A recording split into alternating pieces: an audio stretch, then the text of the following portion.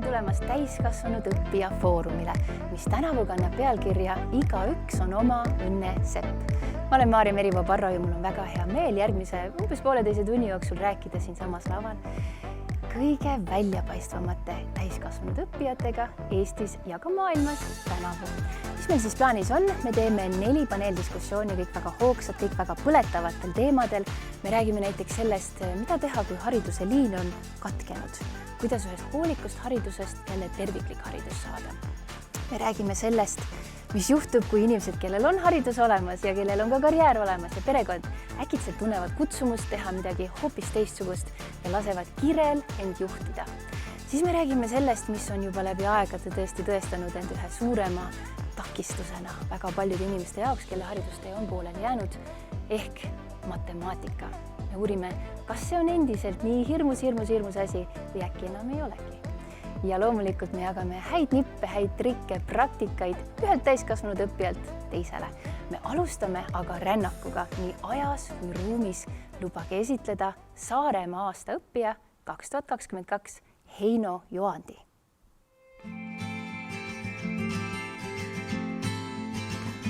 Haridustee algas mul 1967. aastal Viljandis, tolleaegses Viljandi 5. keskkoolis, 1. klassis. Seal ma siis lõpetasin keskkooli ja peale keskkooli läksin õppima Tallinna Merekooli 1978, astusin sinna. Peale seda läksin siis tööle Saare kalurisse. Kui ma olin siis jäänud nii-öelda varajasel pensionile laevatööst, sõitsin ükskord rattaga läbi Kuressaare lossi hoovi ja kuulasin, kuidas vene keeles üks giid, mitte kohalik, rääkis Saaremaa linnusest ja aru saades vene keeles väga hästi, millist udujuttu ta ajas. Siis ma mõtlesin, et no sellist asja ei saa küll lubada turistidele rääkida. See on üks põhjus. Teine põhjus oli see, et peale pensionile jäämist oli mul üks töökoht veel siin samas Vetelpäästes, ehk siis Saaremaa Titterannas siin Kuressaares olin rannavalvur ja suvel käisid siis väga paljud turistid küsimas, et kuhu minna, mis siin teha Saaremaal ja kui päris aus olla, ma ei osanud mitte midagi vastata. Ma olin ikka selle koha päris rumal. 2018. aastal siis tuli selline mõte, et lähen õppima giidiks Kuressaare ametikooli. Alguses oli tõesti hirm minna õppima sellepärast, et ma ei olnud oma selles õppimise oskuses, ütleme niimoodi, enam eriti kindel. Et sellest ikkagi, kui ma viimati õppimas käisin koolis, oli ikka väga palju aega mööda läinud. Ma soovitaks, ütleme, kui kes tahaks giidiks õppida, igal juhul just nimelt Kuressaare ametikooli tulla, sest see tase on ülikõrge. Ma tahaks kõik need õpetajad, kes meil olid üles lugeda, neid on 10 nimepidi lausa, aga vist ei jõua seda. Tõeliselt ma olin vaimustuses selles. Selline toetav ja muidugi omala täielikult professionaalid. Meil kogu aeg toonitatakse elukestvat õpet. Siis mina ütleks, et minul see õppeperiood on olnud mitte lihtsalt elukestav õpe, vaid täielikult elu muutev õpe.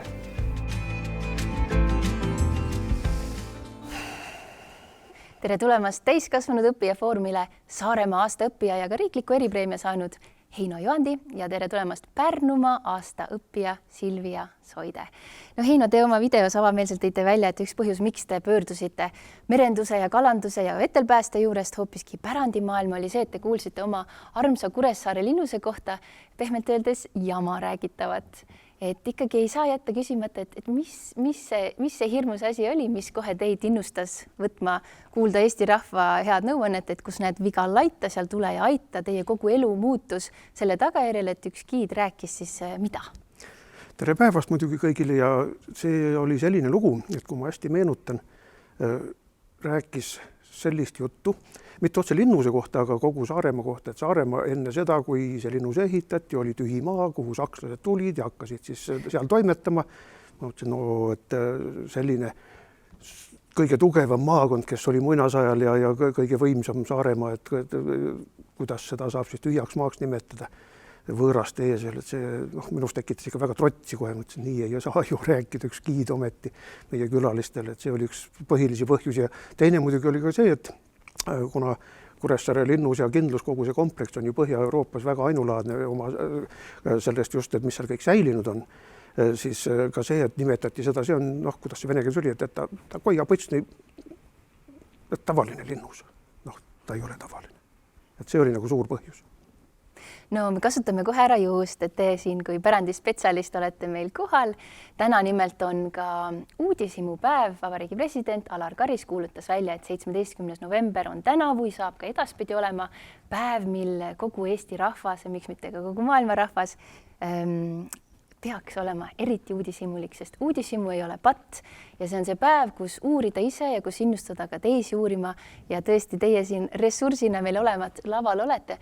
Mina tahaks teada nüüd kogu Eesti rahva hüvanguks, et mis on need 3 asja, mida iga eestimaalane võiks Saaremaa või Kuressaare kohta teada, et kui nemad oma väliskülalistele seda ilu näitavad ja teie juhuslikult pealt kuulate, et siis teil piinlik ei hakkaks. 3 on väga raske nimetada, sest seal on palju rohkem neid kohti, aga üks kindlasti on muidugi, mis on looduslikult ja ka tõesti, et rahva pärimustes on ju Kaali kraater. Et see on tõeline pärl, mitte ainult meil Eestis ja Saaremaal, vaid terve maailma kontekstis jälle. Teine muidugi on Kuressaare linn ise, et kutsutakse teda ka ju väikelinnade klassitsismi pärliks, et tõeline, kus on palju säilinud just 18-19 sajandi sellised klassitsistlikke hooneid, arhitektuuri, et enamus Eesti linnades seda pole. Ja muidugi 3. asi, kui naljaga pooleks nüüd võtta, vaata paljud inimesed tulevad kuivastuspraamilt maha ja ütlevad, nad on nüüd Saaremaal. Ega ikka ei ole küll. Nad on ikka Muhus kõigepealt ja alles siis peale Väikese väina tammi on nad Saaremaal. Et nii paljud inimesed oma sugulased, kes tulevad, ütlevad, et nad tulid kohe Saaremaale. Ei, see ei ole võimalik. Et need on muidugi Saare õlu ja Saaremaa on üks 3 suurest mereriigist, nagu on, et Inglismaa, Hiiumaa ja Saaremaa või võib-olla Saaremaa kõige ees. Vot saare teemal jätkame ka, sest saare rahvast on meil siin täna rohkemgi. Meil on tulnud kaugelt Kihnu saarelt, aga tegelikult ringiga veel kaugemalt Vancouveri saarelt, Kanada läänerannikult Silvia Soidesia kohale ja meie tänase ürituse deviis on, eks ole, et igaüks on oma õnne sepp.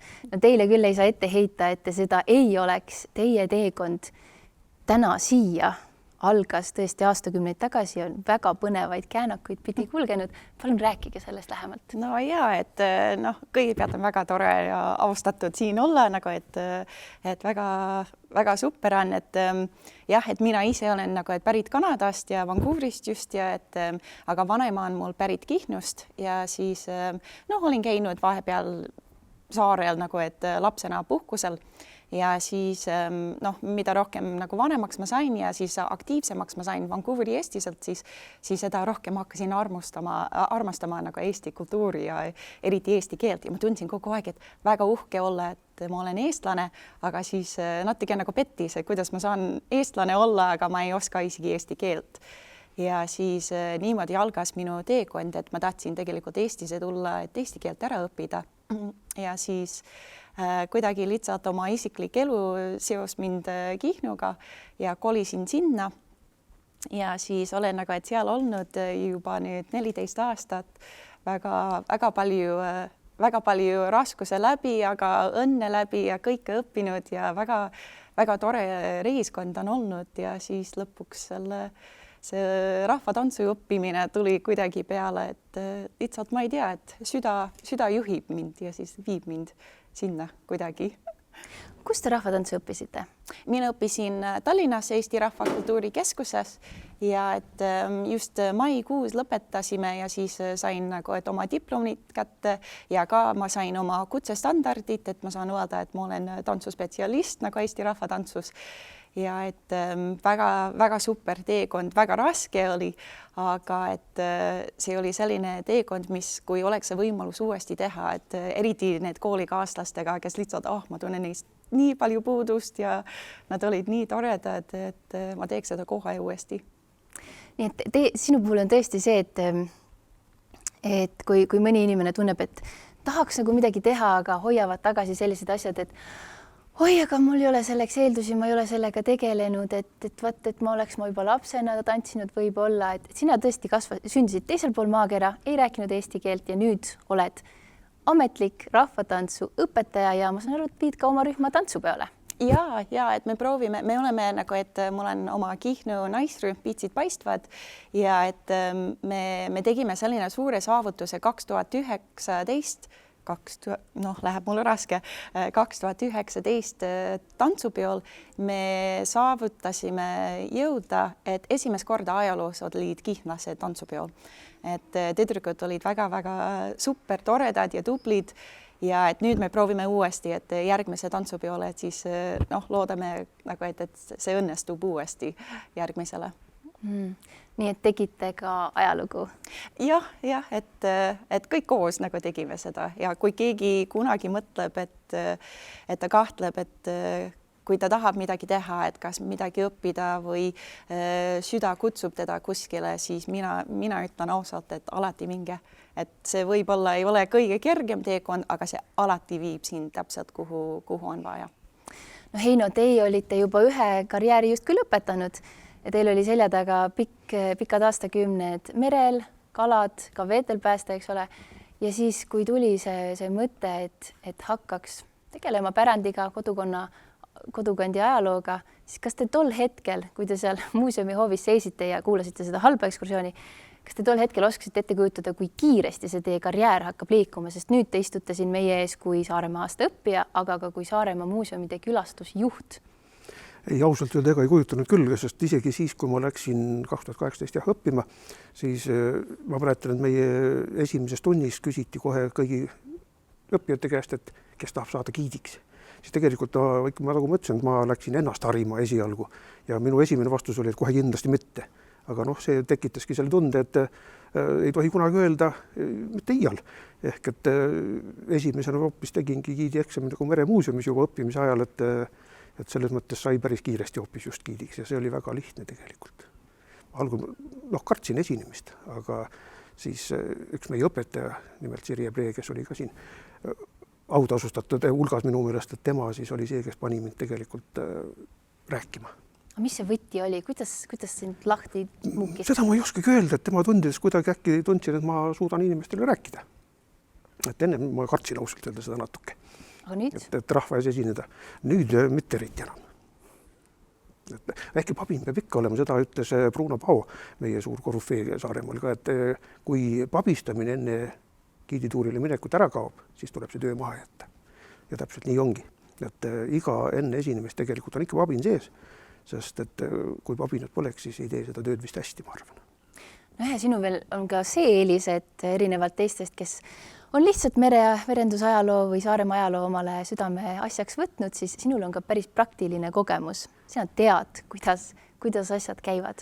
Täpselt nii, selles mõttes oligi selle meremuuseumi eksamit esimest väga lihtne teha, et kõik see, mis seal väljas oli, see oli mulle täiesti tuttav teema ja selle eksami ma tegin tõesti väga kiiresti ja ütleme nendest, kes seal õppisid, seda giidikursust läbisid, siis ma olin esimene, kes seal kohe selle ära tegi tõesti tänu just sellele, et kõik see oli mulle eelnevalt tuttav. No mis on teie mõlema järgmised plaanid? Läbi milliste raskuste, missuguste tähtede poole te olete oma suuna nüüd võtnud? Mina olen väga austatud öelda, et ma olen järgmise üldtantsupeo meeskonna liige, et see on nagu küll, ma olen nagu väike inimene seal, aga minu jaoks see on üks unistus, mis on lihtsalt, ma ei tea, et täiesti teida praegu, et ma saan isegi näha, et kuidas need võimsad ja andekad, targad rahvatantsujuhid ja juhendajad ja kõik korraldajad, et kuidas nad toovad selle tore hingelist kogemust kõik kokku. Ja et minu jaoks ma saan nagu, et õppida sellest ja pisigi nagu, et mis on see, et kärbes seina peal olema, et lihtsalt vaadata, et minu jaoks on see kõige suurem väljakutse, et ma saaks nagu, et olla abi neile, nii nagu nad ootavad minult ja et lihtsalt, et ma ei tea, see on minu järgmine nagu sihtmärk, et teeks head koostööd ja teeks selle toredat asja kõik koos, et ma saan õppida väga palju tantsupeo protsessist praegu, jah.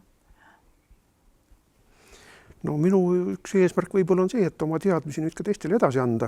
Et mul praegu on paar võimalust juba olnud Saaremaa gümnaasiumile teha ajalootunde, ehk siis läbi viia just nimelt muuseumis ja ka linnaekskursioone teha just vastavalt ajastule, et kui gümnaasiumiklassid õpivad seal 17. sajandit, siis ma teen nendele sellest ajast ekskursiooni mööda Kuressaare linna, räägin sellest ajaloost. Nüüd hiljuti nad käisid mul 12. klassid siis muuseumis teise maailmasõja ajalugu kuulamas ja õppimas, nii et oleks minu lapsepõlves ja koolipõlves sellised ajalootunnid olnud, oi, see oleks tore olnud. Et nüüd ma püüan vähemalt edasi anda siis õpilastele seda kõike, mida ma ise teada saanud olen. Siis oleks äkki juba varemgi giidiks hakanud? Tegelikult ma olen sellel mõtlenud küll, aga eks elu on selline, et mis on olnud, see on olnud, ega ma ei kahetse küll ühtegi etappi, mis on olnud. Muidugi varem oleks võinud see natuke olla küll. Iga asi omal ajal. Aga nüüd, kus teil on see õppimise kogemus selja taga, siis mis te tunnete ise, mida te ise enda kohta selle protsessi käigus õppisite? No, mina sain teada seda endast, et ma lapsepõlves ja nooruses jälle meelde jäänud aastaarvud ja ajaloosündmused, mis mulle juba ajalugu kogu aeg mind huvitanud, et nendest on nüüd tõesti kasu. Et neid ma saan kasutada ja teistele inimestele seda rääkida. Et see on üks kindlasti, mis ma ei osanud seda arvata, et ma oskaks kellelegi kunagi midagi sellist edasi anda. Nüüd ma tunnen, ja tunnen lausa vajadust seda teha juba. Et mõni ütlebki, et räägid juba liiga palju. Mina olen vist kõige rohkem seda õppinud, et see järjepidavust, et kui on mingi unistus, et tol ajal, kui ma käisin seal tantsukoolis, siis meil oli koroona ja karantiinid ja piirangud, et see pikendas, meil oli tegelikult pikendas nagu pool aastat veel. Aga ja tol ajal minu isiklikus elus toimus väga paljud rasked asjad ja et väga tihti ma tahtsin pooleli jätta. Et ma annan alla ja et ma ei suuda seda enam teha ja et mul on hea meel, et oli väga palju toetust nagu minu ümber ja targad nagu sõbrad ja inimesed, kes aitasid mind ja et see järjepidavus, et isegi siis, kui see hakkab raskeks minema, ükskõik mis põhjuse pärast, et sa vaatad midagi lõpuni ikkagi, et sest sa ikka õpid ja arendad ja saad sellest üle ja et sa tuled välja lõpuks ja oled palju tugevamaks kui enne. Et selles mõttes, et selle ees ma olen väga tänulik ja alati see, et ei ole kunagi liiga vana ega liiga rumal või loll või mitte midagi, ei ole liiga mitte midagi, et kui sa tahad midagi uuesti õppida täiskasvanuna, siis see on nagu, et parim võimalus, kirg on ainult seda, mis on tahtnud. Ja võt just kire teemal me jätkame ka. Me tahaks veel meelde tuletada, et meil on olemas ka selline põnev keskkond nagu slido.com ja kui te sinna lähete ja kirjutate sisse THOF ehk täiskasvanud õppija foorum, siis te leiate meie seinakese, kuhu te saate meile saata küsimusi, näiteks ka Silviale ja Heinole, kelle ma küll nüüd hetkel lasen siit peagi minema, aga nad tulevad meie foorumi lõpus tagasi. Nii et kui teil on neile kahele spetsiifilisi küsimusi, palun kirjutage siia, kui teil on üldisemaid küsimusi, kommentaare, kõik on teretulnud. Teie hea rahvas seal Postimehe portaali ja Facebooki kaudu meiega liitunud. Väga vahva, aga jah, kire teemal me jätkame ja järgmisena vaatame ära ühe video. Te saate nüüd tuttavaks Võrumaa aastaõppijaga. Tema nimi on Jüri Kiidron ja tema on samuti teinud läbi vägagi põhjaliku karjääripöörde. Tervist, mina olen Jüri, olen 45-aastane ja hetkel töötan Urvaste koolis. Pool kohta on õpetajad ja poole kohaga olen sotsiaalpedagoog. Täiskasvanud hariduste eest alustaksin ma kõigepealt sellest, kuna omal ajal jäi kutseharidus minul pooleli. Töökoht võimaldas mul käia sessioonõppel ja alustasin 2005. aastal Võru täiskasvanute gümnaasiumist. Kuna jäin töötuks, siis et kodukandi lähedast tööd leida, pidin leidma uue eriala. Minu naine töötas kutsekoolis õpetajana ja oli eripedagoog ja need õpilased, kellele minu naine siis õpetas, olid erivajadustega lapsed.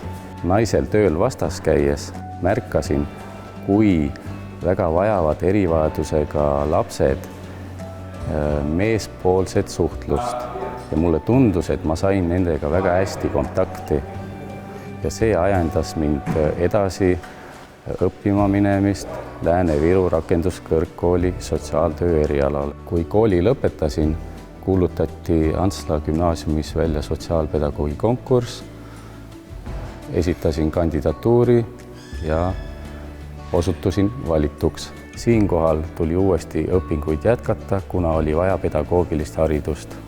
Täna õpin ma Tallinna Ülikoolis sotsiaaltöö magistri erialal.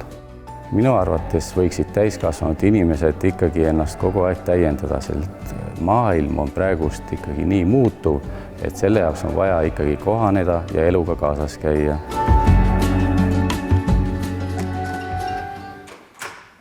Me hakkame rääkima täiskasvanu hariduse edulugudes üsna südames olevast teemast ehk tõketest ja eelkõige ühest väga suurest, võimsast ja igihaljast tõkkest nimega matemaatika ja meiega ongi täna Tallinna aastaõppija Keijo Korbe, tema kooliõde Tallinna Vanalinna täiskasvanute gümnaasiumist Anu Lipp ja nende hea armas matemaatikaõpetaja Sirje Klaos. Ma nägin juba enne meie foorumit, et teie omavahelised suhted on väga-väga head, mis on väga julgustav, ma arvan, paljudele. Aga jah, üks teema, mis tõesti ikka ja aina seoses pooleli jäänud haridusteega esile kerkib, on seesama matemaatika, mis justkui on inimestele tõkkeks või takistuseks ja paljudele see ongi põhjus, miks koolide on pooleli jäänud ja paljudele on see ka põhjus, miks ei juleta uuesti alustada, sellepärast et nüüdseks juba peaaegu 10 aastat on kehtinud kord, kus matemaatika riigieksam on kohustuslik. Kui tahad keskkooli lõpetada, siis selle tegema sa pead. Õpetaja Sirje Klaos, mida teie sellest arvate, kuidas see viimase nüüd siis 8 aasta kogemus on näidanud, mida see kohustuslik matemaatikaeksam täiskasvanud õppija jaoks tähendab? Kõigepealt tere. No see tähendab väga palju, sellepärast, et ütleme siis edukas täiskasvanud õppija on see, kes on juba töötanud, ta on tööl käinud, ta omab peret ja ta peab siis jagama oma aega. Samas ta teab, et tema võib-olla võimalused avanevad, uksed avanevad, kui tal see keskharidus on käes. Ta on pidanud pikalt plaani ja siis ta otsustab tulla uuesti õppima. See ärevus ja hirm on väga suur, sest õpiharjumust veel ei ole, aga kõige olulisem on just motivatsioon. Ja tänu sellele siis kõigepealt ta peab üle elama selle šoki, et ma ei mäleta mitte midagi, ma ei oska mitte midagi. Aga just õpetaja toetus ja ka see, et sa lähened nagu isiklikult ja mida ma pean nüüd kiitma, nüüd viimased aastad, mis on olnud meil Euroopa Liidu projekt Terita, mille abil me saame pakkuda oma õppijatele ka tasanduskursust, et kui tal on nii suured lüngad, siis ta julgeb tulla sinna ja saab individuaalselt õpetajaga suhelda. Ja nii me siis neid, nagu öeldakse, natuke ärevaid ja kartlikke hingi toetame, sest kitsas matemaatika tähendab ju seda, et sa ei pea eriti tubli olema, et seal on selline vääruskumus, et ma olengi matemaatikas rumal ja ma ei saagi, aga just seda uskumust peame meie kui õpetajad vähendama. Matemaatika on selline ala, et isegi kui inimesel on keskkooli diplom taskus ja tal on seal diplomi peal matemaatika juures 5, siis juba mõned aastad hiljem ta tegelikult ei oskaks neid samu asju, mis keskkoolis tundusid nii lihtsad, enam lahendada. Ja mis veel rääkida inimesest, kes nagu justkui enda arvates ei ole kunagi nendest asjadest aru saanud, et ma saan täitsa aru, see hirm võib olla väga suur, aga Keijo Korbe, teie olete kirjutanud, et õppimisega saabki nendest hirmudest üle, et siis on näha, kuidas töö ja vaeva taga on tulemused. Kui palju tööd ja vaeva siis teie nägite? Teil on nüüd see matemaatikaeksam tehtud ja ka keskkooli diplom taskus. Ma ei tea, kas kaamera võtab, aga halli on juurde tulnud nii habemesse kui juustesse. Et nad ütlevad, et see on tarkuse märk, eks ju. Et vaeva läks sinna alla. Et mul on väga vedanud tööandjaga, ma töötan MyFitnessis, väike reklaam. Tänu nendele ma sain ilusti ka koolis käia ja iga vaba hetk läks selles suhtes õppimise alla. Vahel ka mõni öö ja lõpptulemusena on neid päevi, kus sa mõtled, et nüüd küll aitab, et vahet ei ole, kas ma lükkan edasi või lõpetan ära, see ei ole minu jaoks. Siis ma võin ise julge südamega öelda ja uhkelt öelda, et lihtsalt mine lõpuni tee ära ja see on seda väärt. Et see on ainult positiivne. Anu Lipp, teie olete praegu selle tee keskmes, teil hakkab see eksam lähenema iga minutiga on ta aina lähemal ja lähemal. Te ise, ma saan aru, matemaatikat ei karda, teie pinginaaber küll. Et kuidas, ütleme, täiskasvanute gümnaasiumis, kuidas need meeleolud nagu üldiselt on, et kuivõrd ollakse selleks 12. klassiks juba väga sellised praktilised suhted matemaatikaga sisse seatud ja kuivõrd on ikkagi seda stressi veel näha? Stressi on kindlasti näha, sellepärast, et eks esiteks on 2 niisugust päris teistmoodi teemat või kursust ja siis muidugi hakkab lähenema eksam. Et eks kõik vaikselt mõtlevad selle peale, et eksam hakkab lähenema. Kõik see, mis on olnud, tuleb nüüd kiiresti ära korrata. Et selles mõttes, et see tuleb ikkagi lõpuni ära teha, et tuleb ikkagi näha vaeva, igapäevaselt vaeva, isegi nendel, kellel see tuleb tegelikult lihtsalt, et matemaatika on vist selline ala, et seal lihtsalt tuleb teha tööd. Et nagu ütles meile kunagi üks matemaatikaõpetaja, et matemaatika on väga loov ala. Ehk siis sa pead leidma endas selle suuna, mis sind selles innustab, mis paneb sind seda tegema ja mis paneb sind aru saama. Ja vahel võibki minna aega 8 tundi mõnest asjast arusaamiseks. Et distantsõppel meil oli niimoodi. Võiski minna 2 päeva, enne kui midagi... Et seda ei tasu karta. See ei ole midagi hirmsat. Kui esimene kord välja ei tule, pole hullu. Teeme veel. Teeme uuesti veel 1 korra. Ja nii me katsume kõik koos klassis sellega ka hakkama saada, et me katsume nagu mitte kedagi nii-öelda maha jätta. Et ühises töös peitub ka võti tegelikult. Ehk siis see valem on tegelikult hästi lihtne ja kehtib, et kui õpid, siis saad aru ka. No siis ja siis meil on väga head õpetajad, kellelt saab alati abi küsida, et meil on neid, ei tasu ka karta, mida kõik kardavad, mõtlevad, et kui ma lähen järeleaitamiskursusele, siis ma olen ju rumal, keegi äkki näeb. Tegelikult ei ole nii. See ei ole tõsi. Kui sul on küsimus, ükskõik, mis on sinu hinded, ükskõik, mismoodi, mine õpetaja juurde, küsi. Kas ma sain õieti aru? Kui ei saanud, ta aitab ja siis on lihtsam edasi minna. Et auke ei tohi sisse jätta matemaatikas, et ta ei ole üldse nii hirmus tegelikult. Võt, küsimus laiale ringile. Kuidas erineb täiskasvanute gümnaasiumis käimine sellest gümnaasiumi kogemusest, mis teil oli võib-olla siis ütleme siis, kus õpivad siis koolinoored? Ma ei mäleta. Ma ei mäleta ausõna, aga noh, mul oli koolist möödas ju tegelikult 13 aastat ja tagasi minna oli super hirmus, aga ma tean, et kui ma kohal olin, siis esimest korda elus ma tundsin ennast gümnaasiumis olles koduselt. Eks ju. Ma üritan mitte liiga palju reklaami teha, kool on meil super, eks ju, aga tõesti, võib-olla siin mängib ikkagi mingil määral see vanus ka rolli, et sa pead ükskord ju, et kuigi ma olen natuke lapsik, siis sa pead ikkagi ka suureks kasvama ja siis see asi lihtsalt kõik tundub loogilisem. Et mina olin lõpuks ikkagi täiesti kodus, et kool oli selline 3. kodu mulle siis. Nii et jah, ma olin hea meelega seal. No minul on hea näide, minu tütar lõpetab ka 12, aga nii-öelda siis kuidas see siis on? Tavalises koolis või? Mitte täiskasvanute. Koolinoorte gümnaasiumis. Just. Et ma ei ütleks, et see ole erineb oluliselt. Eks ta mingil määral kindlasti, no seal on kindlasti rohkem seda suhtlemist, mingeid tegutsemised. Meil nagu väga palju aega ongi nii, et meil läheb nagu õppimise peale, et selliste ühistegevuste peale. No, me küll käime hästi palju väljasõitudel ja õppekäikudel väljas, aga jah, õpilaste puhul ma arvan, et väga palju noorte gümnaasiumis läheb lihtsalt see nii-öelda see aur läheb siis õppimise peale või ütleme suhtlemise peale, meil siis vist jälle vastupidi õppimise peale, et meil on ju samad nõuded, samad eksamid, et aga kuna meil on päevi nädalas vähem, siis me peame tegelikult iseseisvalt päris korralikult tööd tegema. No, nüüd, kui te Anut kuulasite, siis Anu räägib just sellisest õppijast, kes teab, mida ta tahab, tal on kindel eesmärk ja samas on ta ka väga tugev õppija, et siin meie kooliski on võimalik lõpetada ka kuldmedaliga, mis tähendab, et kõik ained on 5.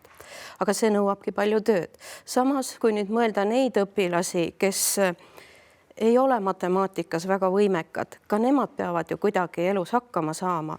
Ja siin ma tooksin ühe näite, et mul oli üks õpilane, kes siis oli tõepoolest orb, tal ei olnud toetavaid vanemaid, tal ei olnud kedagi ja noh, siin ma ei taha reklaami teha, aga tal oli siis oma selline väike seltskond ja ta oli usklik. Aga suur elamus oli see, kui me teadsime, et 10.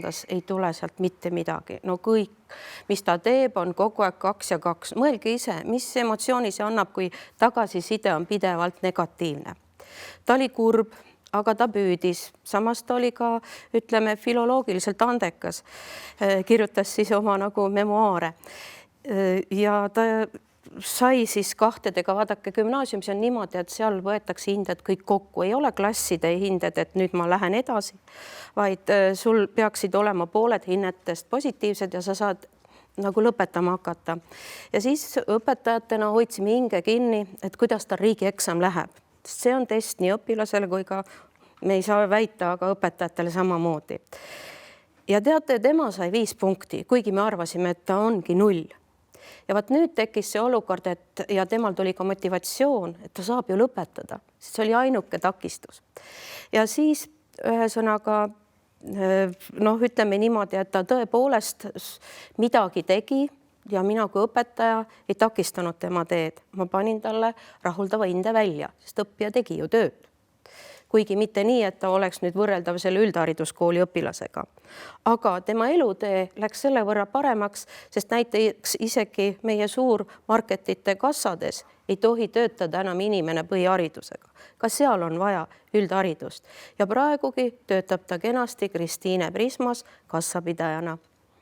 Ja tegeleb päevast päeva matemaatikaga ja suured rahad käivad läbi.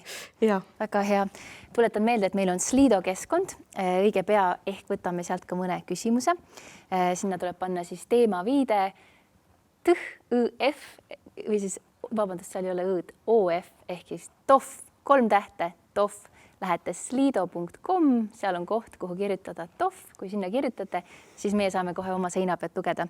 Et võite siin usinalt kribama hakata. Mina küsin vahepeal veel, et sellist küsimust, et kas ma saan õigesti aru, et kui selles, ütleme siis koolinoorte ja keskkooli kogemuses on pidevalt selline, noh, natuke selline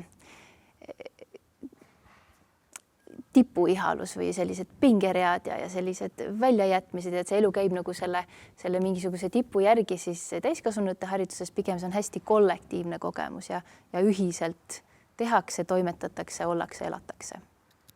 No, jah, vist küll, et selles mõttes tegelikult on nii, et täiskasvanute gümnaasiumis ei ole vahet, mis on sinu hinded. Meil ei eksisteeri sellist asja, et me kuskil kedagi kiusatakse, vaata, sul läks, pole hullu. Me teeme koos, me proovime, võib-olla Keijo, sul on teised kogemused, et me lihtsalt teeme koos, me üritame, me aitame üksteist, see, kellel on 5, kellel on 3, kui mõnel juhtubki kogemata, et töö ei lähe nii hästi, ütleme, pole hullu, õpime koos veel, järgmine kord saad järel töö teha, õpetajad tulevad ilusasti vastu, kui inimene on ise tubli, ta suhtleb õpetajatega, ta tuleb vastu tegelikult. Täiskasvanute gümnaasiumi pluss minu isikliku kogemusega on see, et vahet ei ole, kui vana sa oled, vahet ei ole, mismoodi sa õpid, vahet ei ole, mismoodi sa riides käid, sa oled alati sinna oodatud, õpetajad ootavad sind ja klass võtab sind omaks ja ühise tiimina minnakse, üritatakse maksimaalselt lõpuni, no siis nii-öelda kõik viieni, keda vähegi võimalik on, et kõiki aidatakse. Ehk siis, kui praegu meid kuuleb inimene, kes tahaks võib-olla tulla 11. klassi, tal on sealt maalt pooleli jäänud, ta mäletab, mis on 2 + 2, aga 2 × 2 on juba hägune. Kuidas sellest valehäbist üle saada, kuidas astuda see samm, mida te talle julgustuseks ütleksite? Tee ära lihtsalt.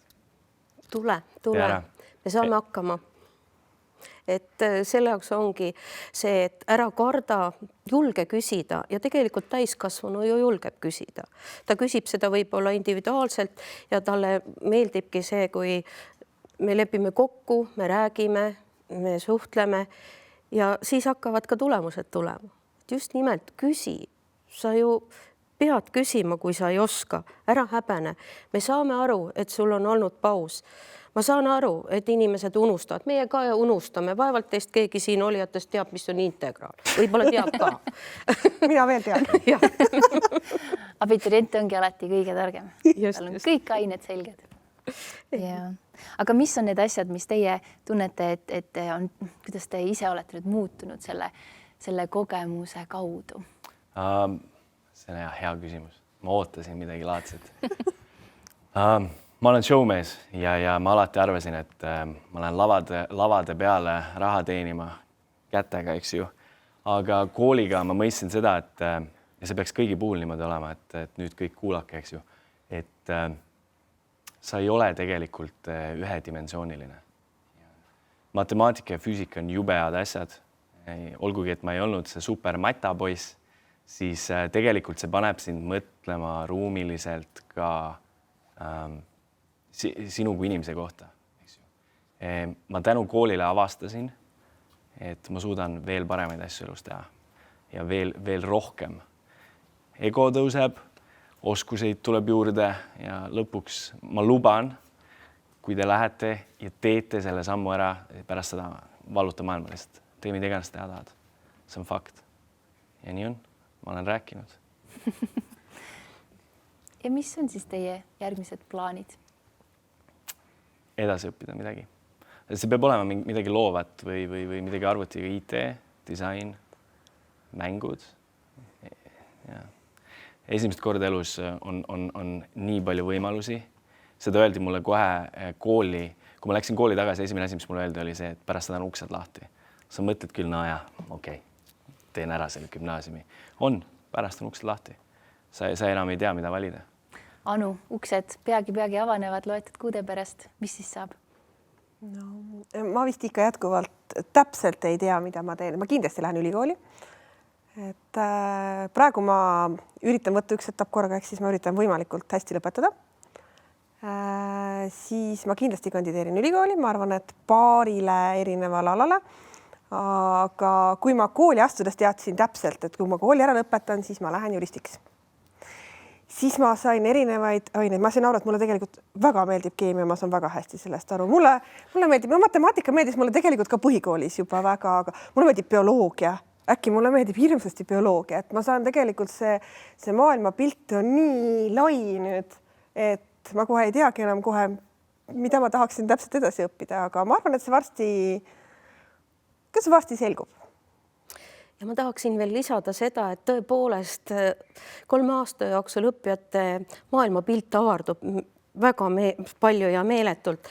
Ja võib-olla siin on ka see, et tänu meie vahvatele õpetajatele me ju teeme ka õppekäike. Näiteks meil on kindlasti Järvamaal Tammsaaremail käimised, kevadeti on meil traditsioon minna Jakobsoni maja muuseumisse, me oleme käinud ERMis. Bioloogiaõpetaja viib, kuna ta on nii lähedal tervishoiu muuseumisse, et ka need annavad midagi juurde.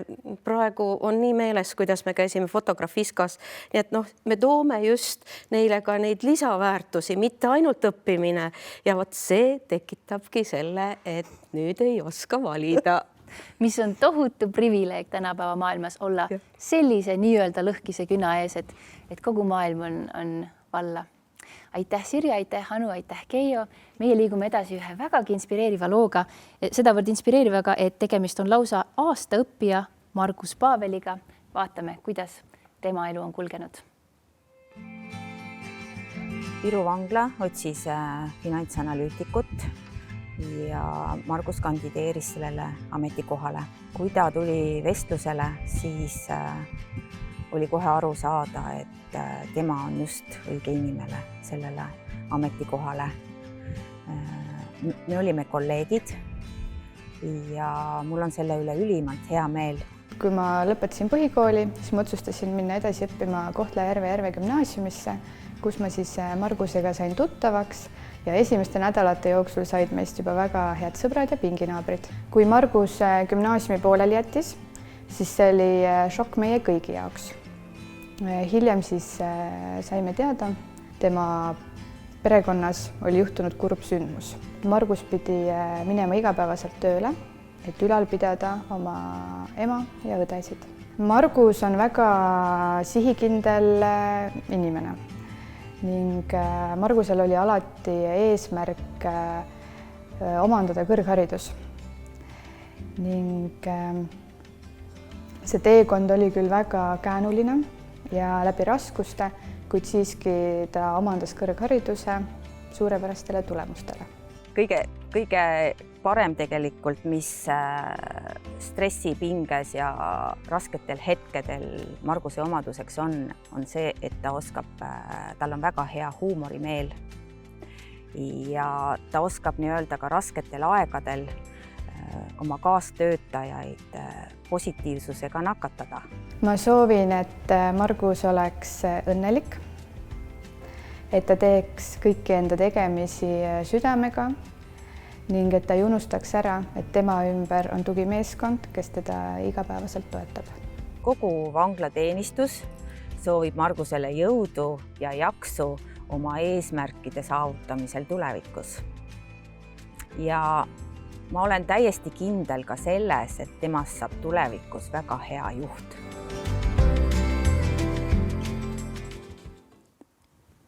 Te vaatate täiskasvanud õppija foorumit siin Tallinna Tehnikakõrgkoolis. Me siin istume täna uudishimupäeval, muideks. President kuulutas välja 17. november on edaspidigi uudishimupäev, mil rääkida ja mõelda kõikidest põnevatest asjadest, sealhulgas ka haridusest. Ja seda me siin täna teeme, nii et võib-olla näete siin ka pildist läbi liikumas inimesi, kes päriselt ongi täna siin oma haridusega hõivatud, käivad tunnis. Nii et tervitused kõikidele ja aitäh, et te olete meiega ja aitäh Tehnikakõrgkoolile, et meid siin täna võõrustate. Meil on ka Tehnikakõrgkooli inimene seekord nüüd paneelis, aga kõigepealt tutvustame õiges järjekorras inimesi. Meil on nüüd kohad sisse võtnud Tartumaa aastaõppija Merje Kaaret, Harjumaa aastaõppija Age Saks ja siinsamas Tallinna Tehnikakõrgkoolis õppiv Argo Ilves. Argo, teist alustakski, et tõesti, kui nüüd vaadata kogu teie seltskonda, teie õpirännakuid, siis see märksõna, mis minule kohe karjub välja, on kirg, sest te kõigil on olnud oma rada juba olemas, te kõik olete juba justkui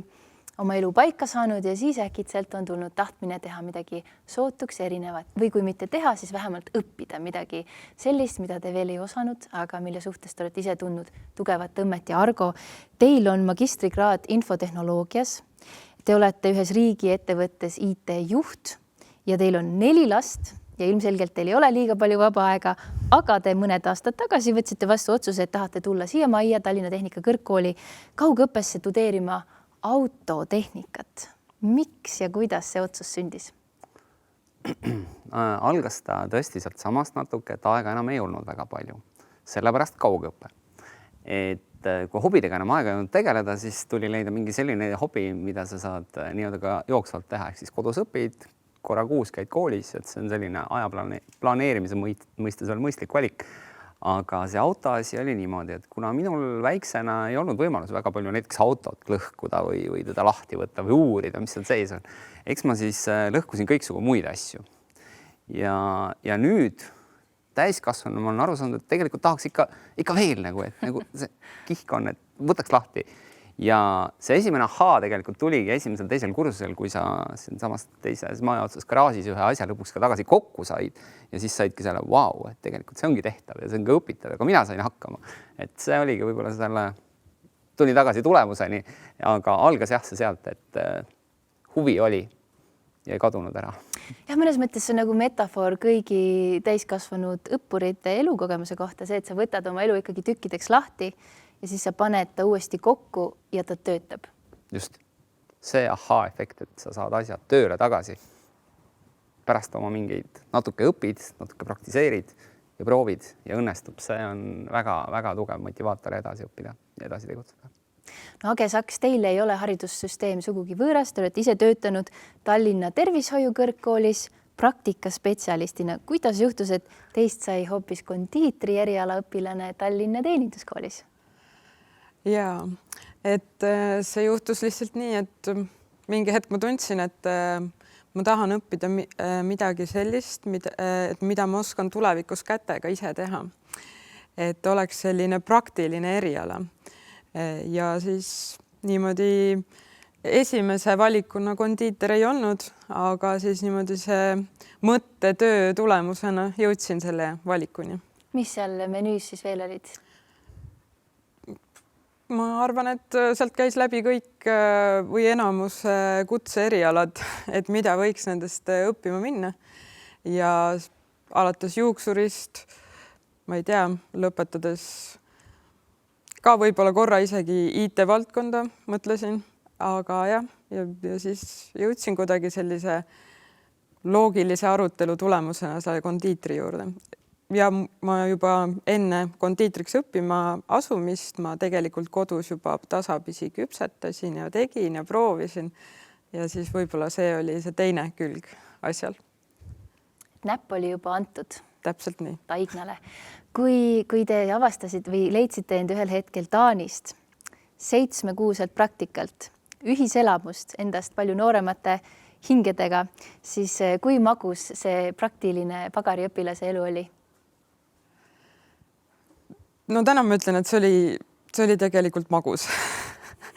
Et väga tore ja hästi palju teadmisi ja oskusi, mitte ainult siis eriala põhiselt, vaid ka sellest, et kui sa avastad üks hetk, et sa oled täitsa üksi, sul ei ole kedagi kõrval, kes sinuga eesti keelt räägib, sul ei ole esialgu mitte kellegagi oma emotsioone, mõtteid jagada, et siis kuidas üldse hakkama saada selle üksindusega, mis tuleb peale, eriti kui sa oled praktikal võõral maal oktoobris, novembris, Taanis läheb ka pimedaks, lund seal maha, no eriti ei tule, ütleme siis nii. Ja kui sa taani keelt kohe ei oska, siis taanlased on natuke nagu eestlasedki, et võib-olla nad ei ole nii avatud kohe, ehk siis mingi hetk sa oledki natuke aega üksi. Aga ma alustasin seal ka taani keele õppimist ja kohe ka selle praktiseerimist, isegi kui ma alguses oskasin öelda ainult tere ja aitäh ja vabandust. Aga ma nägin kohe muutust, et nii kui ma alustasin keele rääkimist, nii jõudsid minu juurde taanlased ja siis muutus see kaugel maal olek ka natukene lõbusamaks ja toredamaks.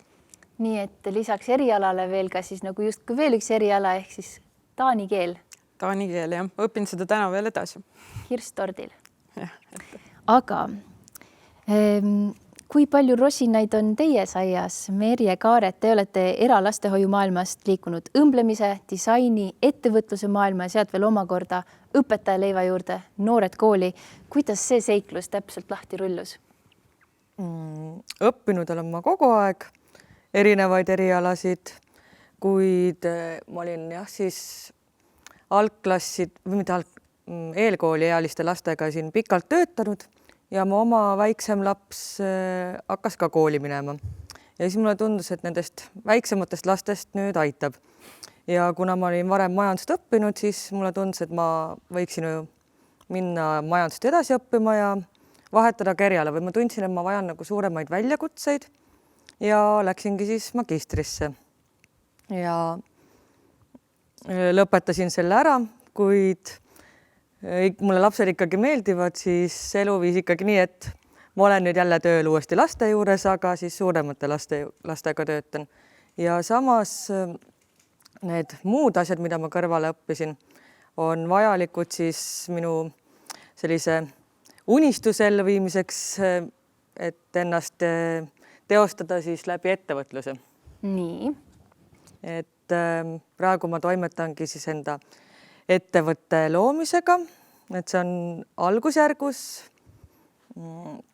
kuna ma ei tahtnud kummagist loobuda, sellest ma kandideerisin sinna Noored Kooli projekti ja sain sinna ja siis samal ajal hakkasin selle ettevõtlusega toimetama, et kirjutasin äriplaani, sain toetuse ja mõlemad tundusid nii head ja siis ma valisingi mõlemad asjad.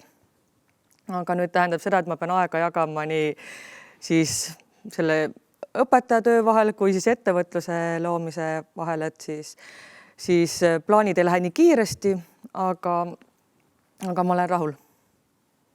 Ja ettevõtlus on siis mis valdkonnas täpsemalt või kui saab siis ka äriideed jagada? Jaa, minu äriideeks on sellised vintage stiilis, viktoriaanlikus stiilis öösärgid naistele ja lastele.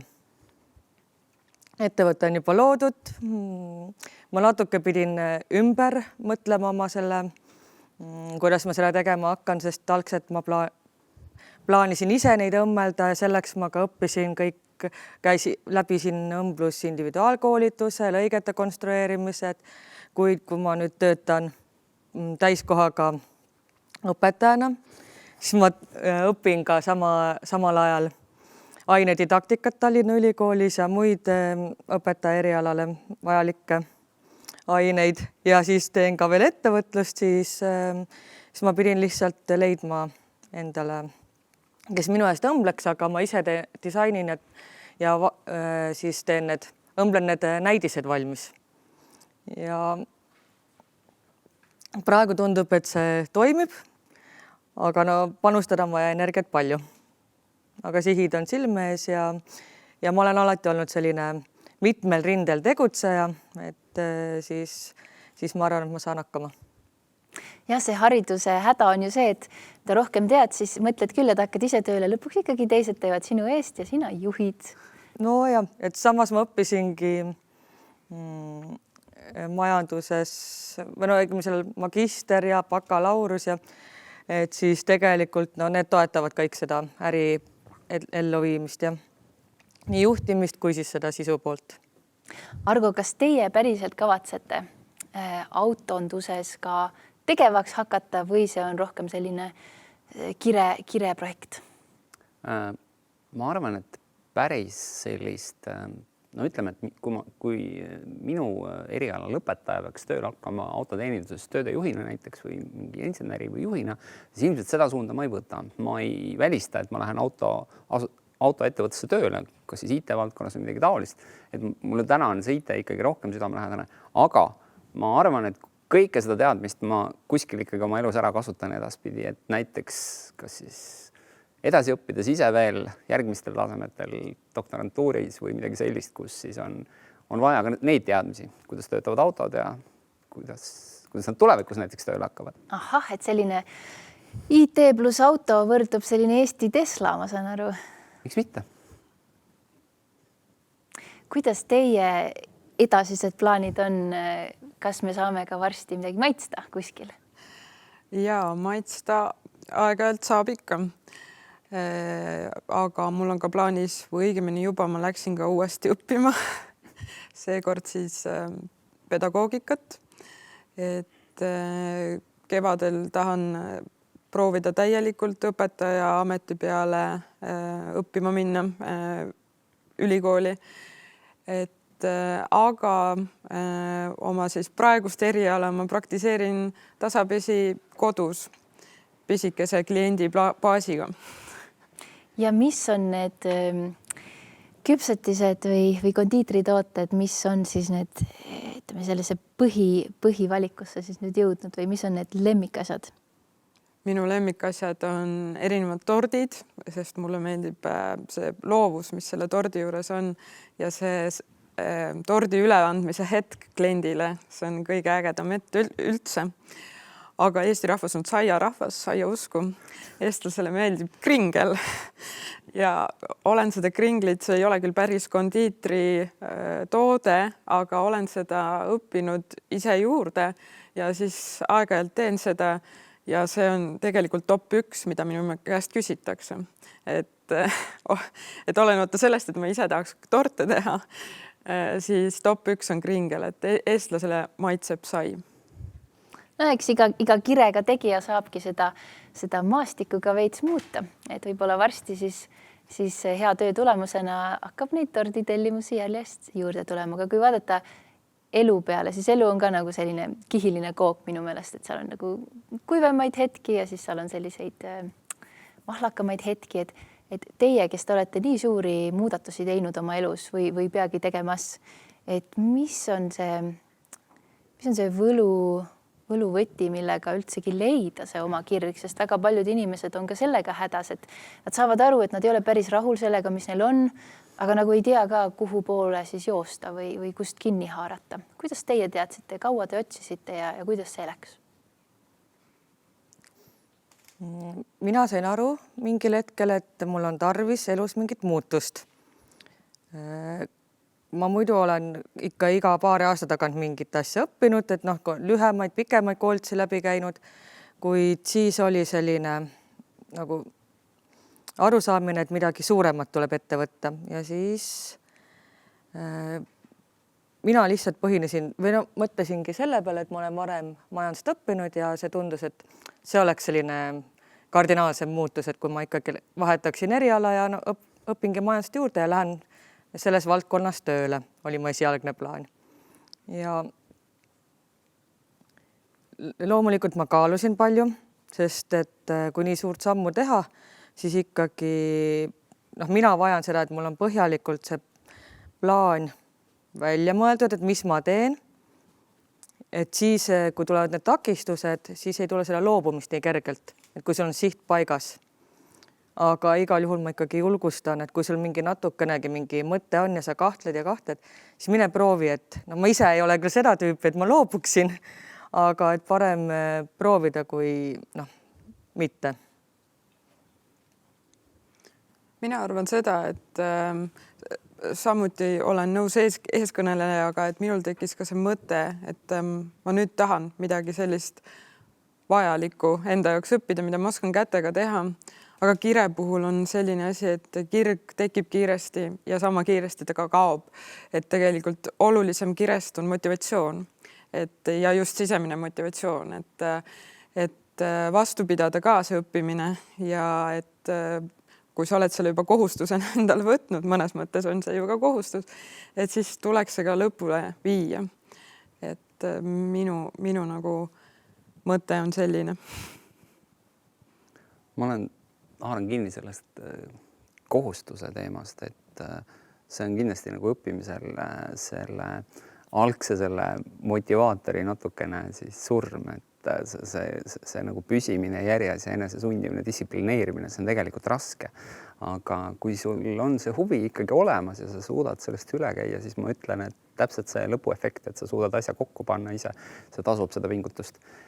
Ja mis ma veel mõtlesin on see, et kuidas leida, et ei pea leidma kohe, et ma nüüd mõtlen pingsalt, leian.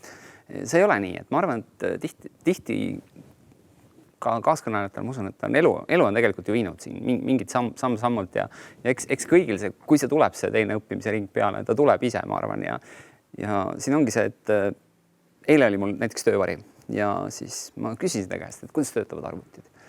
Ta ütles, et 1 ja 0, eks ju. See on okei, see on õige, aga mis see tähendab, et 1 ja 0?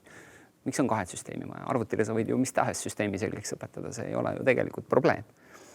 Ja siis ma lõpuks nagu seletasin talle ära, et tegelikult on ju lihtsalt asi, et kas kuskil jõuab elekter või ei jõua elekter, et see tähendab 1 ja 0, et see on see asja mõte, mitte 1 ja 0. Numbreid tegelikult ju arvutis ja numbreid tegelikult seal ei jookse edasi tagasi. Ja siis ma nagu motiveerisin teda samamoodi, et kui sul tekib mingi asja nagu küsimus, uuri seda edasi, kas sa saad aru. Ja sealt võib tekkida ka see, et see ongi see, millest ma tahan lõpuni aru saada, sest mina olen tegelikult täpselt samamoodi saanud siin nüüd aru mingitest väga lihtsatest asjadest, et miks on autol näiteks rattaasend väga oluline ja ta on väga oluline. Miks on? Miks on, et sõiduomadused, kütuse säästmine, kõik asjad kokku. Ehk siis, et ei midagi kuidas auto käitub? Ei, absoluutselt, see on täiesti füüsika, 100% füüsika.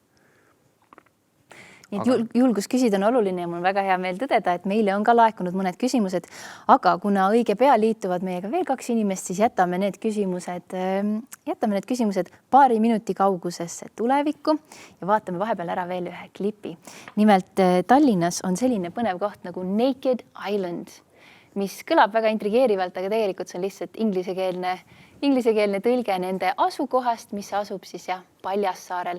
Ja see on nüüd koht inimestele, kes võib-olla esialgu ei olegi veel valmis astuma mingisse kraadiõppesse ja tahavad lihtsalt katsetada, kuidas mõni põnev asi nagu keevitamine või puutöö või portselanitöö, kuidas see neile istuda võiks. Vaatame video ära ja siis jätkame suure paneeldiskussiooniga. Tere tulemast Naked Islandisse. Minu nimi on Rael Artel. kui arvate, mis asi see Naked Island küll võiks olla, siis ma annan teile vihje, me oleme Paljassaare alguses ja see on üks selline mõnus loomeruum, töökoja maja, oskuste keskus. Te saate lihtsasti aru, et me siin oleme, siin on meri, siin on päike, siin on inimesed, kes tegutsevad, aga kui te tahate teada rohkem, mis siin toimub, siis tulge kaasa. Meie maja on tegelikult päris vana, aga nagu näete, on ka natuke uus. Tere tulemast meie puidu töökotta. Vihje on siin seina peal, millega siin tegeletakse. Meil toimuvad siin puidutöö koolitused nii algajatele kui edasijõudnutele ja kui esimesed põhilised oskused on omandatud kiiresti ja õigesti, siis on võimalik siia ruumi juba iseseisvalt tegutsema tulla.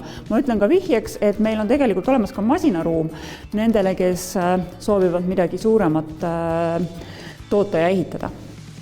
Koolitused on ainult üks asi, mida me siin teeme. Tegelikult see maja on täis fantastilisi meistreid, kes igapäevaselt tegutsevad. Lähme vaatame, kas Silver on tööl. Tšau, Silver, oled siin? Teen siin eritellimus mööblit ikka, garderoobe, kööke, mida iganes vaja. Mulle siin meeldib, siin on hea mõnus rahulik nokitseda, väike ruum. Puit on mulle alati meeldinud, väiksest peale juba tegelen puiduga ja nüüd ka hommikust õhtuni teen siin kööke ja garderoobe. Ja siin ruumis tegutseb Piret, kes teeb midagi päris põnevat. Hei, Piret, oled tegutsemas? Ja tere Rael, tule sisse. Mina olen Piret Heinwood ja mina tegelen siis vineerijääkidele uue elu andmisega ehk siis teen puidust kunsti, seinakunsti. Et praegu mul on siin projekt Heldi pooleli. Tema on selline geomeetriline, mineraalvärvidest, vineerijääkidega. Et mul on selline hunnik igasuguseid erinevaid vineerijuppe ja siis igaüks nagu räägib mulle mingisuguse oma loo, mille mina siis tõlgendan enda visiooni järgi. Naked Islandis olen ma sellepärast, et esiteks siin saab teha müra nii palju kui vaja ja kõik saed, kõik asjad. Siin on masinasaal, siin on puidutöösaal, mida ma saan kasutada ja siin on valgust, siin on vaikus, siin on nagu ülimõnus. Et mulle väga meeldib siin. Teen teile nüüd lifti välja. Tulge, lähme peeglitagusele maale. Nii, astume siia poole. Siin on siis sellised töölauad erinevatele tegutsejatele ja siin on meie metallitöökoda. Nii, tšekige värki. Täna me pakume koolitusi kahes formaadis. On pikema elu esmaspäev, mis on siis selline esmaspäeva õhtul paaritunnine õpituba inimestele, kes hoolivad, et asjad, materjalid, nemad ise ja meie planeet kestaks kauem. Ja teine formaat on selline 10-tunnine kiirkursus nädalavahetusel, mis on hästi praktiline ja suunatud kiiresti õigete töövõtete õpetamisele. Kõik meie koolitajad on profid, kõik need asjad, mida me õpetame, need on oskused, kui te tahate õppida, siis te kindlasti saate hakkama. Selline on siis Naked Island Paljassaarel, kus ma ka ise olen käinud, ütlen ausalt, ma ise olen doktorikraadiga ajaloolane ja seal ma sain midagi sellist, mida ma mitte kunagi varem ei ole saanud. Ma olen nimelt sellest põlvkonnast, kes kooli ajal ei saanud valida, mida ta tööõpetuse tunnis tegi. Ma küll väga oleks tahtnud juba lapsena teha puutööd, aga ei olnud võimalik. Nüüd ma olen selle võimaluse saanud ja hämmastavalt lihtne on see kõik ikkagi selles mõttes, et peale vaadates tundub keeruline, nagu iga uue oskusega. Ei kujutagi ette, kust otsast üldse pihta hakata, aga vähemalt seal puidutöö koolitusel ma sain aru, et tegelikult piisab saest ja haamrist ja natuke liimi ja tapid ja põhimõtteliselt saab ehitada mida iganes ja haridus on täpselt samasugune asi ja meil on tulnud siia küsimusi meie Slido keskkonda. Aitäh kõikidele, kes meiega on liitunud Postimehe või Facebooki vahendusel. Slido.com ootab endiselt teie kommentaare, teie küsimusi, pange sinna teema viiteks TOF täiskasvanud õppija foorum ja alustamegi siis rahva küsimustest. Te kõik palun olete väga teretulnud vastama sellisele põletavale küsimusele nagu, et kuidas ikkagi praktiliselt ja detailselt siis nüüd lähenedes õnnestub seda pereelu ja õppimist ühendada? Ma arvan, et mina vist ei ole see õige inimene kommenteerida, et mul ei ole peret, aga ma saan aru, et kui on nagu, et vaja, et kui lapsed ja pere on olemas ja siis soovid samal ajal midagi õppida, et jah, et see väljakutse saab nagu väga keeruline olla, et ma lasen keegi targemaks kommenteerida. No minul oli selles suhtes muidugi lihtsam, et selleks ajast, kui ma nüüd uuesti õppima läksin, olid minu lapsed kõik 5 juba suureks kasvanud ja koolist läbi käinud, aga siis vähemalt üks lapselaps, kes mul kodus elab, siis temaga koos oli väga lust just õppida, et see nagu motiveeris teda ka, et papa õpib, siis tema nagu tahtis ka õppida, eriti just ajalugu muidugi, et see tal meeldis ja hakkab meeldima hästi varakult juba. Ja noh, nüüd ta ikka õpib muid asju ka ja ennem oli juttu matemaatikast, vaat siis mis mulle täitsa üllatusnud oli, mul matemaatika koolis ka üldse ei läinud. Ja siis, kui me lapselapsega matemaatikat hakkasime koos õppima, siis äkki tuli kusagilt, ma ei tea, kus kohalt meelde kunagised 70 aasta tagused matemaatikatunnid ja ma oskasin teda õpetada, matemaatikat ka, nii et see oli minu jaoks täielik üllatus, aga pereelu jah, ühitada, noh, nendel, kel väiksed lapsed, ma kujutan ette, on küll raske. On meil siin väikeste laste vanemaid ka? Jah. Kui ma alustasin magistriõpingutega, siis mu väiksem laps oli veel laste viimasel kursusel ja poeg oli siis 8.-7. klass. Ja sellel ajal tuli just koroona.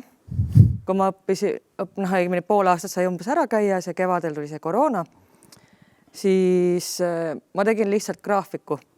Et ma tegin tabeli, kellega me mis ajal õpime, mida teeme, kellega klaverit harjutame, kuna on mänguaeg, kuna neil on iseseisev aeg, et no, näiteks kui sa teed oma 3 tegevust ära, siis meil on ühine lauamänguaeg ja minu õppimine tegelikult oli ikkagi õhtuti ja päris palju ka öösiti.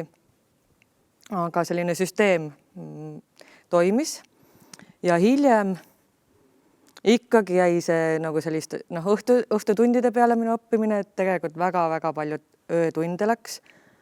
Läksin ka tööle mõnikord, et ma üldse ei saanud magada, et ma olin väga selline järjekindel, et kui oli tähtaeg, siis ma ka tegin hommikuni oma koolitööd, esitasin ära, panin riided selga ja läksin tööle. Aga see ei kanna vilja, et seda nagu pikas perspektiivis teha ei saa.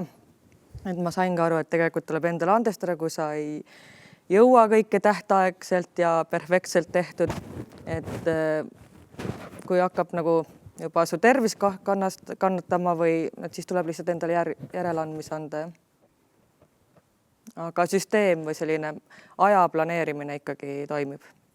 Tahaksin, enne kui me liigume edasi, tahaksin vahemärkusena öelda, et tegelikult kui rääkida nüüd gümnaasiumiharidusest, siis seda on jah võimalik teha ühes 8 täiskasvanute gümnaasiumist Eestis või siis ka mittestatsionaarses õppes ja seda pakuvad 10 gümnaasiumid üle kogu Eesti.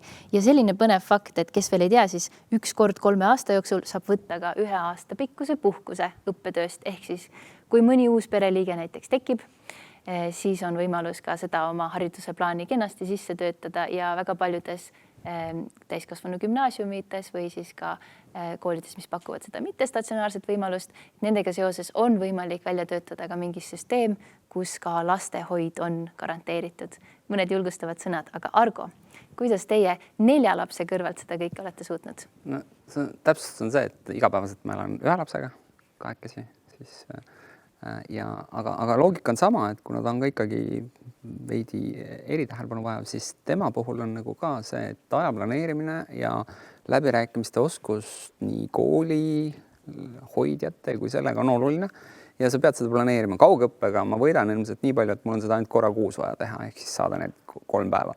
Aga läbirääkimiste tulemusena on ta seal garaažis istunud, multikaid vaadanud ja ka siin loengusaalides kaasa situd, nii et kõik oleneb olukorrast. Üldiselt leiab lahenduse, aga nõustun eelkõnelejaga, et tuleb enda jaoks tõmmata see kindel, selge piir, et noh, ma ei jaksa, ma ei jõua enam ja noh, enam miski ei aita, siis täpselt see paus tuleb teha, võtta paus ja vaadata siis, kui on sobiv aeg edasi minna.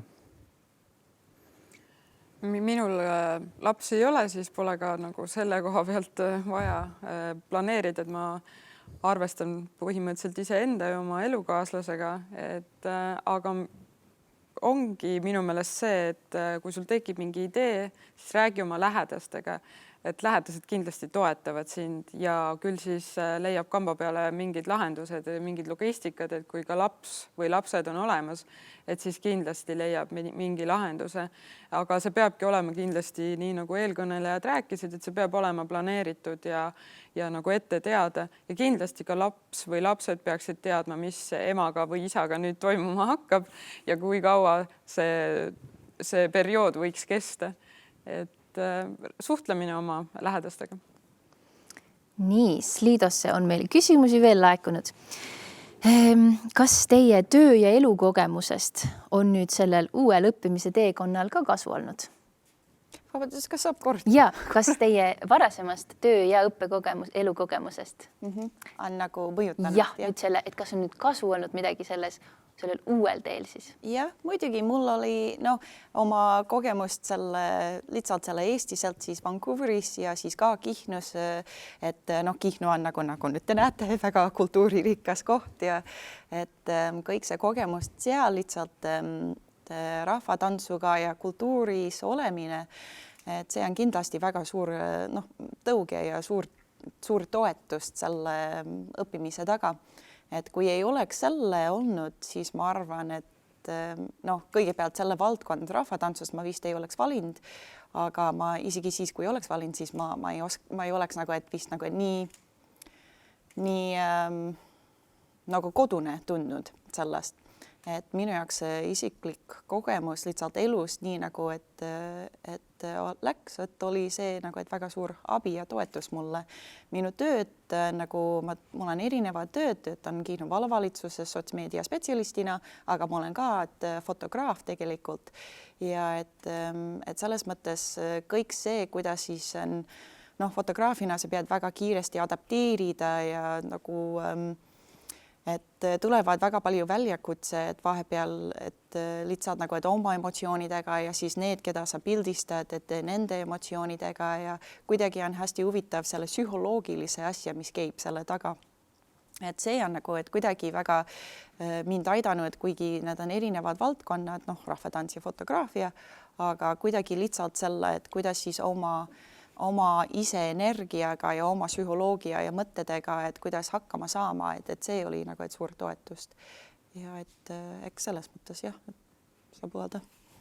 Väga põnev. No mind on kindlasti aidanud juba see, et nagu ma ütlesin, et merd künnuna pikka aega, et ma olen peaaegu terve maailma läbi käinud ka ja siis hästi paljude kultuuride ja rahvastega kokku puutunud ja eks see kergendab väga palju praegust seda giiditööd selles mõttes ka, et kui ma ikka ükskõik kust inimesed tulevad, et ma juba tean nende kultuuri tausta võib-olla ja mida nendele saab rääkida ja mida ei saa, sest kõigile kõik ei saa ju alati rääkida, et on niisuguseid valusaid teemasid palju, aga see just, et on see nagu taust, just see, et palju ringi rännanud olen, et see on väga palju praegu aitab küll mind tõesti.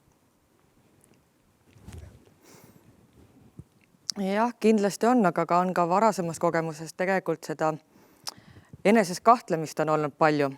Et et sa tuled ikkagi mingi pagasiga, et siis tegelikult ma vahepeal lugesingi täitsa selliseid või võtsin kursuseid eneseabi või mingeid selliseid enesekindluse kasvatamise kursuseid, et ikkagi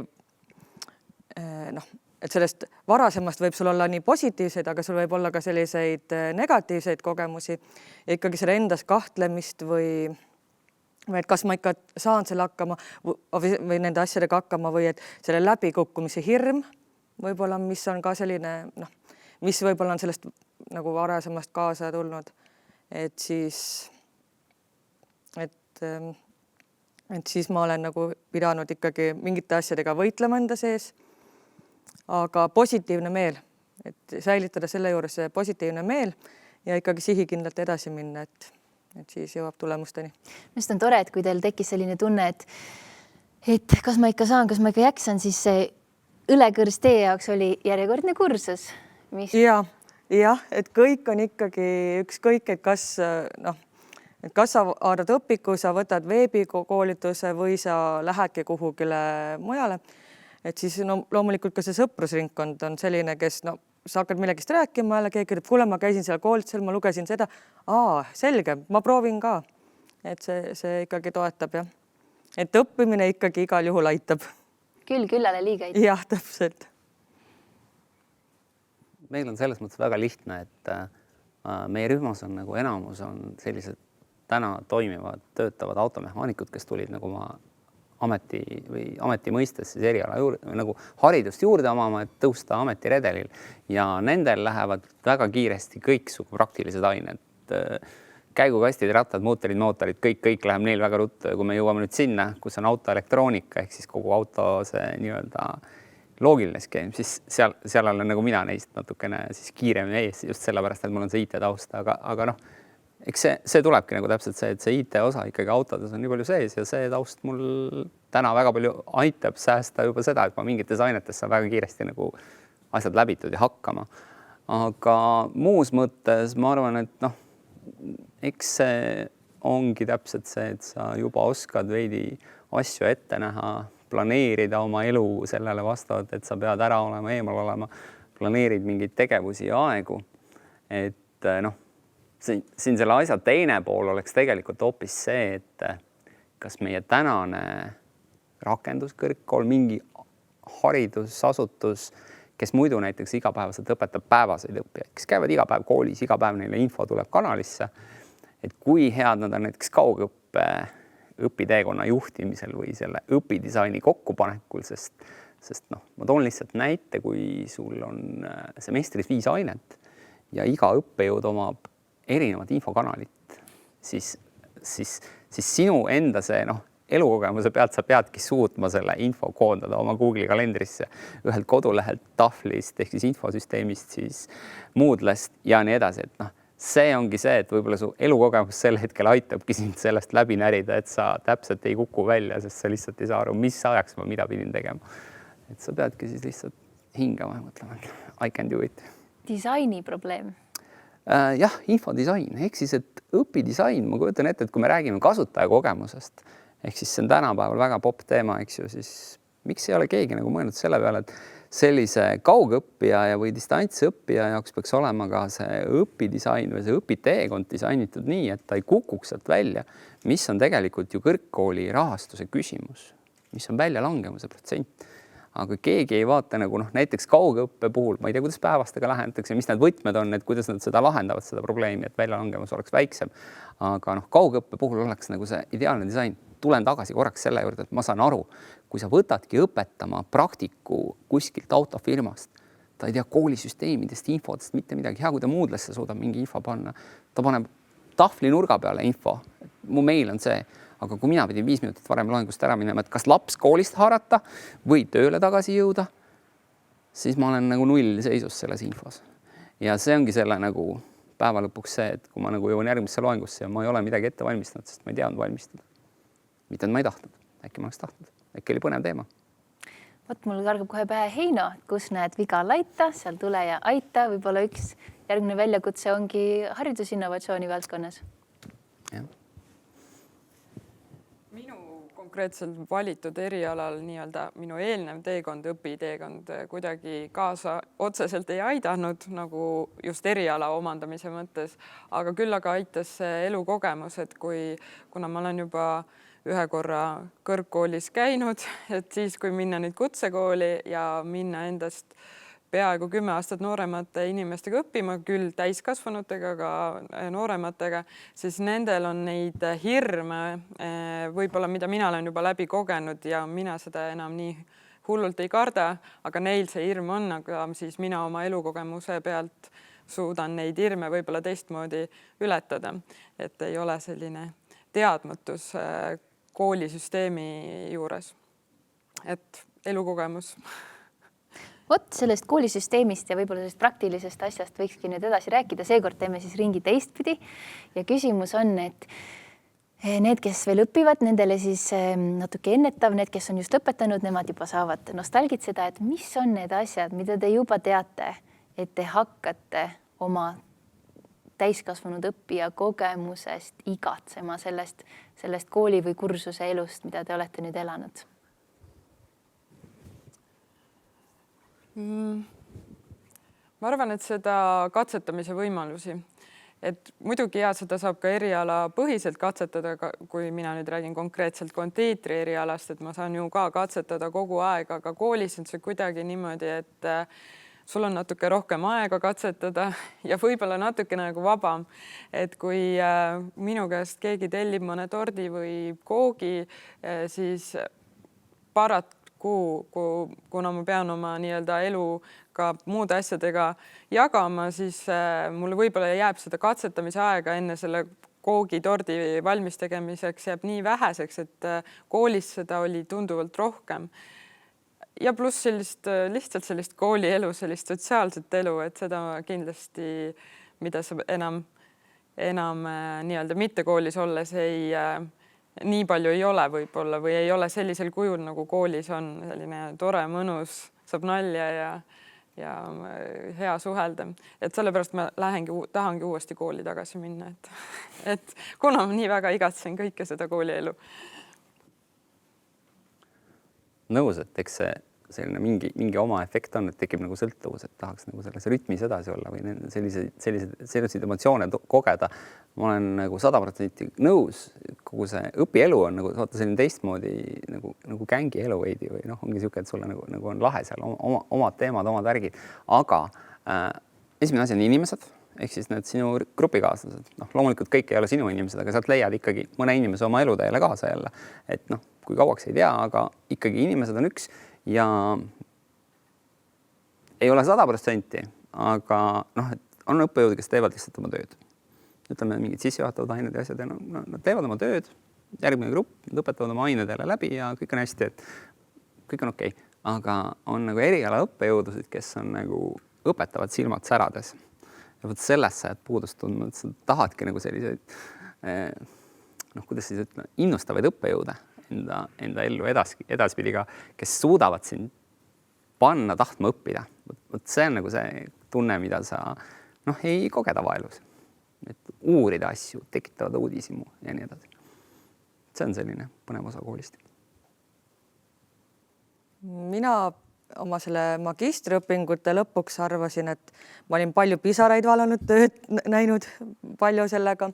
Siis mina mõtlesin kõik, et mulle nüüd pikaks ajaks õppimisest aitab, aga läks mõned kuud mööda. Ma olin hariduse eestvedajate programmis Noored kooli. Olen taas kord ülikoolist, nüüd Tallinna ülikoolis. Et selles mõttes ikkagi see õppimine käib minuga kaasas ja teistpidi olen ma nüüd tööl Tartu Annelinna gümnaasiumis ise õpetajana.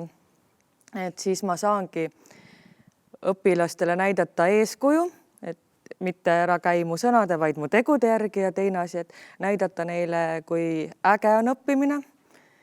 Ja just tegelikult on oluline see kogukond, inimesed, et ma Tallinna ülikoolist näen seda, et meie kursus on hästi kokkuhoidev, et magistris ma seda ei tundnud, aga nüüd me oleme palju vähem aega koos olnud siin, ma ei tea, pool aastat, aga tõesti see ühtekuuluvus, koos tegemine on ja üksteisele toeks olemine on ikkagi ülioluline õpingute ajal. Ja sama ma püüan oma klassiruumis luua seda head õpikeskkonda.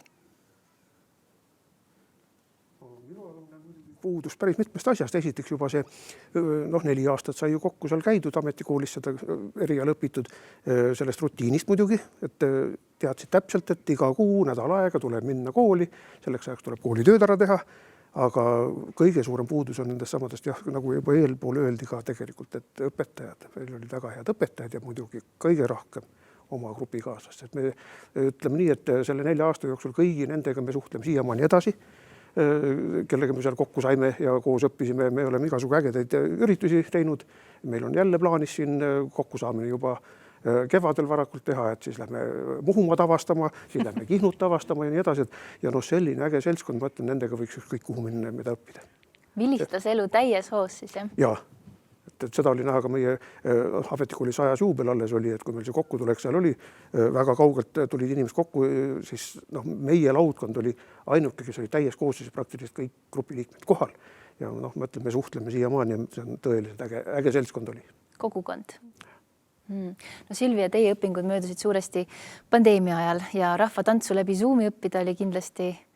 See oli suur välikutse, et vahepeal meil oli niimoodi, et olid vaja mingid kodutööd ülesanne teha köögis või samal ajal sa vaatad see tund ja ma ei tea, pisikses korteri köögis proovisin nagu õppida, et okei, kuidas see samm käib ja et see oli väga suur väljakutse jah, ja eriti minu jaoks, kuna eesti keel on mul teine keel ja mul on hästi halb kuulamine ka, et siis vahepeal, kui näiteks praami käinud või midagi või meil oli see Zoomi või koroona ajal, kui oli Zoomi tunnid, vabandust, et siis oligi väga keeruline arvuti läbi kõike kuulda ja siis väga tihti mu vaesakesed koolikaaslased, ma arvan, et ma küsisin 1000 korda vähemalt, et oot, mis ta just rääkis, et kas ma sain aru õigesti, et kas niimoodi oli vaja teha ja bla, bla, bla, et õnneks oli väga-väga super toredat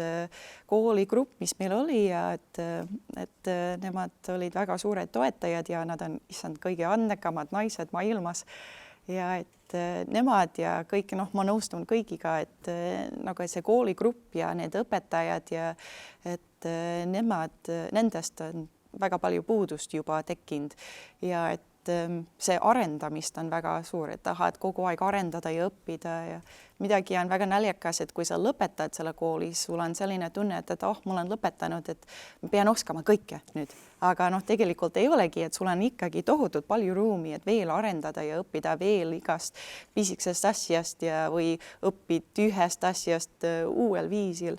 Et seda ma tunnen nagu, et puudust väga palju, et alati on tore koolis käia, lihtsalt arendada oma ja mõtle nagu, et laiemaks. Ja see on minu eesti keel, väga vabandan. See on väga hea. Aga see point on väga õige tõesti, et see on väga mõnus privileeg, et meil Eestis on võimalik tasuta nii palju õppida ja ise oma elusaatust määrata. Et selles mõttes tõesti tasub neid võimalusi kasutada ja siit ka kiire lõpuraund. Üks nõuanne iseendale, kui te saaksite nüüd minna ajas tagasi sellesse hetke, kus teil on näiteks homme ees siis esimene koolipäev sellel alal, millest me täna oleme siis põhiliselt rääkinud. Mis oleks see üks asi, mida te ütleksite endale nüüd siis homse puhul? Hea küsimus.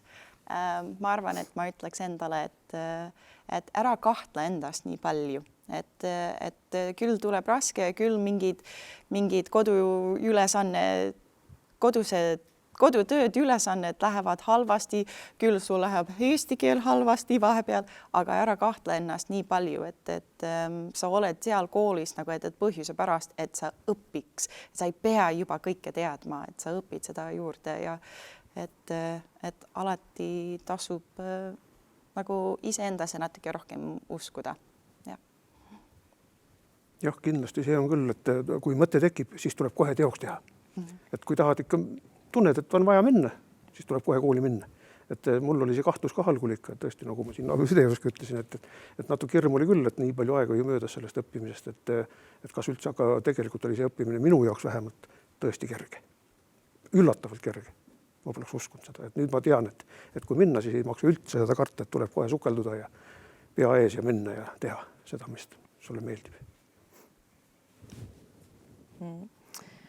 Alati tuleb proovida ja säilitada positiivne meel, aga oluline, mis ma endale võib-olla meelde tuleb või nüüd ütleks, et ära sea endale nii kõrgeid nõudmisi, anna lihtsalt endast parim tol hetkel, mis sa saad.